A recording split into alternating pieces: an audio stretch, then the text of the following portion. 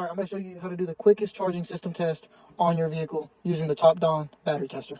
What you want to do first is obviously connect your clamps. You got your positive, your negative. You want to select your charging system test. So charging test, as you can see, we can do cranking or battery, but today I'm going to show you charging. You want to press enter.